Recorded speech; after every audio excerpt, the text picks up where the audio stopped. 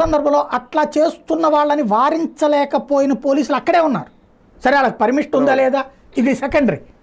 First అయితే అట్లా చేయడం తప్పని చెప్పి వారించలేకపోయిన పోలీసులు తప్పు.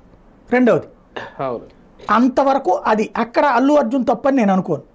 అయితే అల్లు అర్జున్ తప్పు ఇక్కడ ఏంటంటే నేను తాజాగా విన్నది ఇవాళ నిన్న వీళ్ళ మీటింగ్ అయిపోయాక నాకు విశ్వసనీయంగా ఉన్న సమాచారం ఏంటంటే, సరే ఆయన ఉపన్యాసం అదంతా బయట మాట్లాడింది, లోపల జరిగింది విషయం ఏంటంటే ఈ అల్లు అర్జున్కి 41 నోటీస్ ఇవ్వడానికి వెళ్ళారట పోలీసులు. అసలు అరెస్ట్ చేయడానికి వెళ్ళలేదట. 41 నోటీస్ ఎందుకంటే చట్ట ప్రకారం వాళ్ళిద్దరిని సంజయ్ థియేటర్ వాళ్ళని అరెస్ట్ చేశారు కదా సెక్యూరిటీ వాళ్ళని. ఇతనికి జస్ట్ 41 నోటీస్ ఇచ్చి ఎవరైనా తీసుకునేసి క్లోజ్ చేస్తే సరిపోతుందని వెళ్ళారట. అయితే పెద్దవాళ్ళు కదా అనేసి ఏసీపీ కూడా వెళ్ళారు తోడు. 41 నోటీస్ కానిస్టేబుల్ ఇచ్చి పంపిస్తే సరిపోతుంది. కానీ ఏసీపీ, సిఐ, ఎస్ఐ వీళ్ళు కూడా వెళ్ళారు, కానిస్టేబుల్ కూడా. వెళ్తే బయట గేటు బయట 45 నిమిషాలు ఆపారట యూనిఫామ్లో వచ్చిన పోలీసుల్ని.